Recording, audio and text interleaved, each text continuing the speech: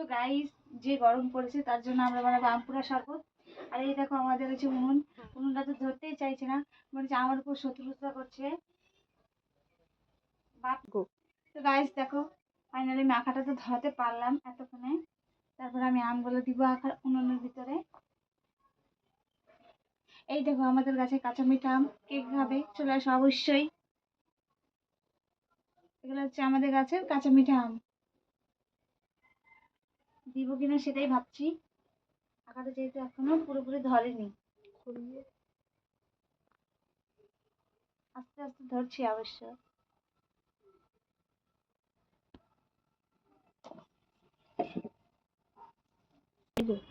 তো গাইস দেখো, আমি এখন দেবো উনুনের ভিতরে আম পুড়তে।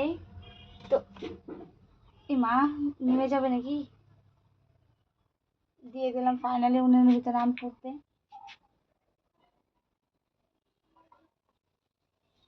ওর উপর দেখো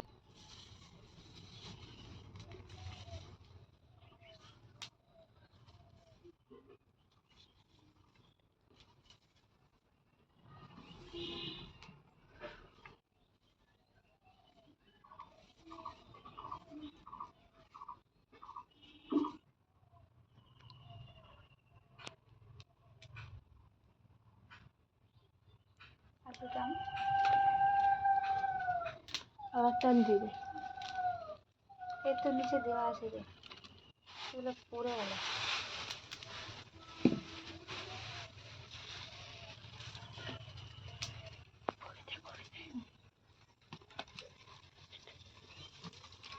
তো গাইস দেখো, আম পুরার আমাদের নিনজা টেকনিক, হরির উপর কত সুন্দর দেখে আম পুরাচ্ছি।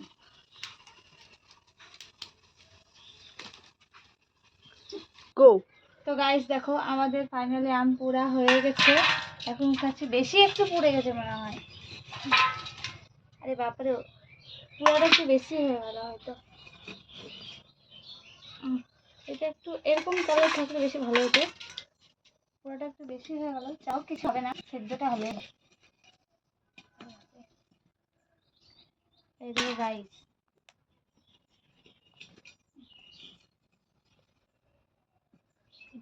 এটা হচ্ছে বোম ভটকা আম। তো গাইস আমার দিকে দেখো,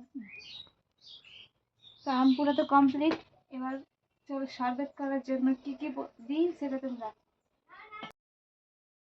দেখো। আমাদের তো আম পুরা কমপ্লিট হয়ে গেছে। এরপর এটাকে আমরা মানে জল দিয়ে, ফ্রিজে জল দিয়ে ঠান্ডা করে আরো সুন্দর করে আরো মশলাপাতি দেবো টেস্ট করার জন্য। তোমরা খালি দেখতে থাকো।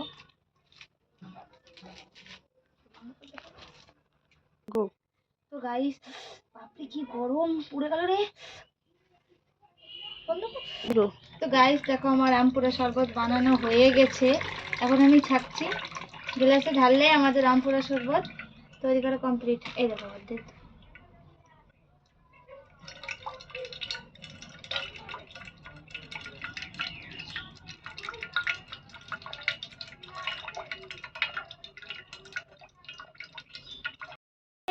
কে খাবে, কে খাবে তাড়াতাড়ি চলে আসো।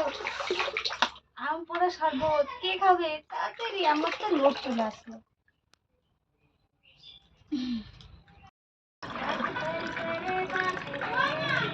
ওই ঘরে যা বাবা, যে ঘরে ঘুমিয়ে আছে তার তো বলতে